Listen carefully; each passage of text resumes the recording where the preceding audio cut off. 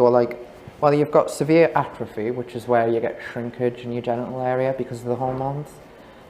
You've got no sexual function. Can you talk more about that? Yeah, what happens when one takes the hormones? And you can be detailed and graphic if you want. So, for a start, when you take the estrogen, for a male, what it generally does is it generally softens the tissue, and in doing so, it limits the ability to get erections. So a lot of trans women have extensive erectile dysfunction, and then after that you have the atrophy, which is the shrinkage of the penis itself. So the skin doesn't change, but the actual shaft bit does shrink, and with that, you get other side effects with a lot of sexual dysfunction, urinary issues because everything's smaller, and this is all kind of weighed up against me as to, this is why you should transition, because you're going through all this anyway, and if you don't, as in get bottom surgery. Yeah.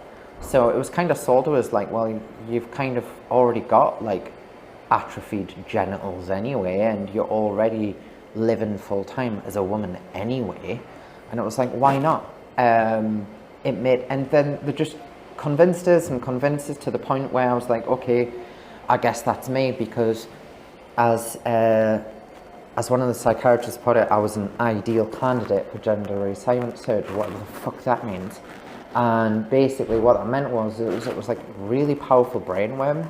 Like, I'm not just trans, I am the most verified trans ever. I am true. I'm like, even though the doctors think this is the right way, there's no room for doubt, even though I was the one expressing the doubt. So we're here at the LGBT Alliance conference in London. You just spoke. There was one part where you said regret is not enough of a word to describe how you feel about this process. That's right.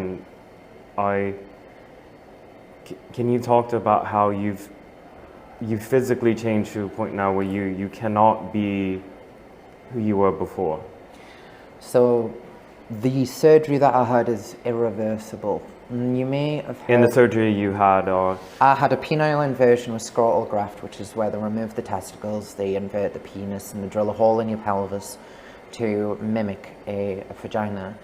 But, so it is, it's mimicry, it's not an actual vagina, it's an inverted penis, and that has a lot of problems itself. Yeah.